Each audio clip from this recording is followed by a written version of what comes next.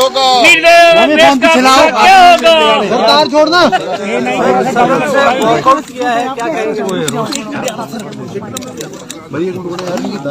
आज प्रश्नकाल के समय माननीय सदस्य रणधीर शर्मा जी की ओर से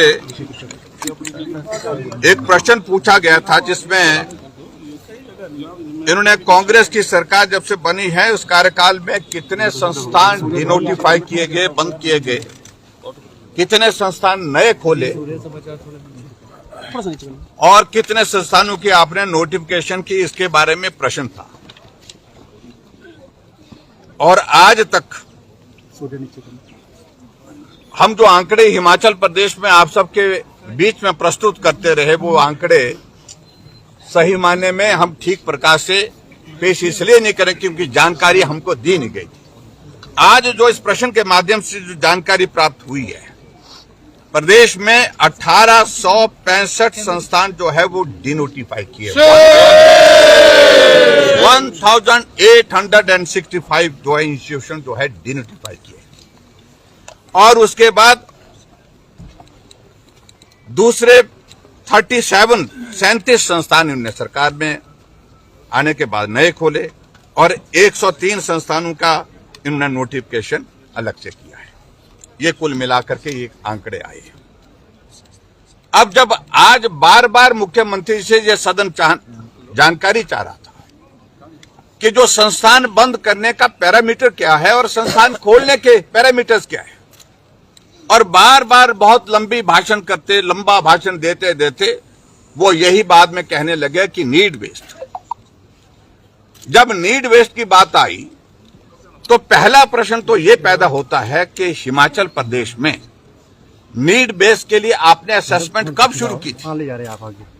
आप तो हिमाचल प्रदेश में शब्द जो है 11 तारीख को आपने ली थी, 12 तारीख को अभी मंत्रिमंडल का गठन हुआ नहीं था, सिर्फ चीफ मिनिस्टर थे और डिप्टी चीफ मिनिस्टर थे।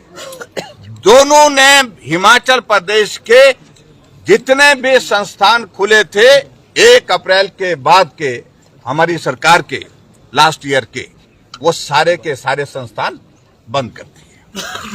यानी कि पूरा फाइनेंशियल ईयर जो हमारा लास्ट ईयर का था, जिसके लिए बजट प्रावधान किया था हमने, बजट प्रावधान के बाद संस्थान खोले थे, उन संस्थानों को आपने हिमाचल प्रदेश में बंद किया। पहला प्रश्न यह होता कि नीड बेस का आपने असेसमेंट किया है कि नहीं किया है? किया ही नहीं। 11 तारीख दिसंबर को शपथ लेते हैं, 12 दिसंबर को वो सारे संस्थान बंद करने की आप उनकी डिनोटिफिकेशन की जो है वहां से आपने अनाउंसमेंट करते हैं। मतलब सीधा राजनीतिक मकसद के साथ इन्होंने जो फैसला लिया, हिमाचल प्रदेश में भारतीय जनता पार्टी की सरकार द्वारा खोले गए संस्थान बंद करने का उन्होंने फैसला लिया, पहली बात।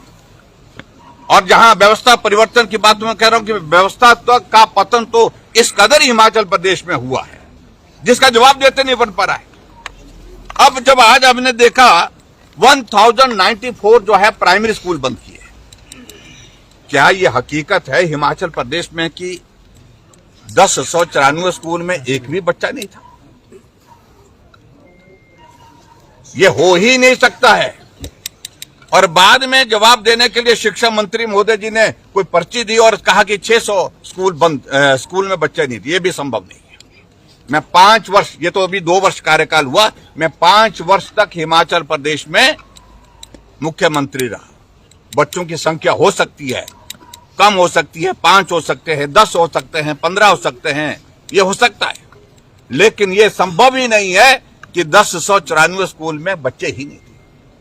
ये मुख्यमंत्री ने जितना गैर जिम्मेदारी के साथ जवाब दिया कि बच्चे ही नहीं थे, मास्टर थे और बच्चे नहीं थे, ये हैरानी की बात। और जो जहां मास्टर थे बच्चे नहीं थे, उन संस्थानों को तो हम बोल रहे हैं कि बंद करिए, लेकिन इस तरह से सदन के अंदर झूठ बोलने की आज तक के किसी मुख्यमंत्री ने रिकॉर्ड नहीं तोड़े, जो वर्तमान के मुख्यमंत्री सुखविंदर सिंह सुक्खू ने तोड़े।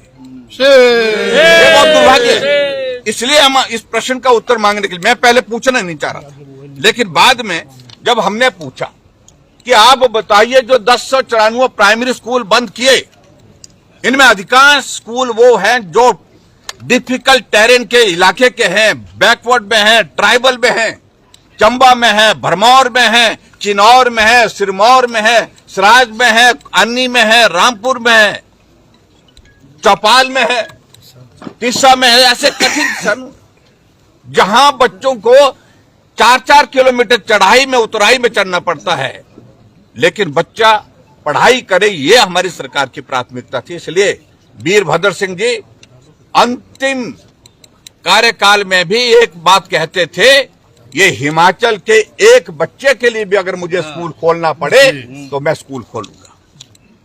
विधानसभा के अंदर और विधानसभा के अंदर कहा हमने, कोई बच्चा बिना शिक्षा के नहीं रहना चाहिए। लेकिन उसके विपरीत, क्योंकि राजनीतिक प्रतिशोध, क्योंकि वीरभद्र सिंह के जो शब्द होते थे उससे विपरीत सुखू जी जिंदगी भर चलते रहे और आज भी उसी तरह से ही चल रहे हैं। जो उन्होंने किया उसके विपरीत उसको अंडू कैसे करना है, उसके विरोध में कैसे चल सकते हैं, वो आज भी कर रहे। इसलिए हमने आज जब प्रश्न पूछा, सब साथियों ने भी पूछा, पहली तो बात कही कि नीड बेस्ड का इसको वो इलेबोरेट नहीं कर पाए। उनके विधानसभा क्षेत्र में ना आईपीएच का डिवीजन खोला था, डिनोटिफाई कर दिया सरकार आने के बाद, लेकिन 4 महीने के बाद फिर से वो खोल दिया गया। क्या वहां की पॉपुलेशन बढ़ गई? क्या 6 महीने में 4 महीने में वहां पर पॉपुलेशन बढ़ गई? जो हमारा दिया हुआ संस्थान वो किस वजह से डिनोटिफाई किया, और जो आपने नया डिवीजन वहां पर खोला वो किस वजह से आपने नोटिफाई किया? कोई मॉरल एथिक्स होने चाहिए, मॉरल ग्राउंड होना चाहिए। ये आपको कहूं कि मैं ये परिस्थिति है हिमाचल प्रदेश के मुख्यमंत्री की, और यही स्थिति हमें कह रहे हैं कि आपने इलेक्शन से पहले खोले, आपने देहरा में क्या किया? इन सारी बातों का जवाब है आपके पास। आपने तो देहरा में जिला का एसपी डिस्ट्रिक्ट खोलने की घोषणा की है, तो कोड ऑफ कंडक्ट में की है, आचार संहिता में की है। नैतिकता नाम की मुझे लगता है कि हिमाचल प्रदेश सरकार में कोई भी इस तरह की चीज नहीं रही है एथिक्स के आधार पर काम करने की। और हमारा प्रश्न तो इसी बात को लेकर के प्रमुख रूप से कि वो बच्चे जो स्कूल आपने 1094 स्कूल बंद किए, उन बच्चों को आपने कहा वो घर बैठने के लिए पढ़ाई से महरूम कर दिया, वो पढ़ाई छोड़ करके घर बैठ गए, ये परिस्थिति बनी है। इसलिए मैं आप सबके बीच में इस सारी बात को लेकर के यहाँ पर सभी सदस्यों की ओर से हम वॉकआउट करके आए हैं, और भारतीय जनता पार्टी इस मामले को लेकर के सदैव लड़ती रहेगी। जो बदले की भावना से संस्थान बंद किए हैं उस पर हम अंत तक लड़ते रहेंगे। प्रतिशोध का आपने जिक्र किया, किस तरह का प्रतिशोध हो सकता है? राजनीतिक प्रतिशोध और क्या जमीन विवाद थोड़ी हमारा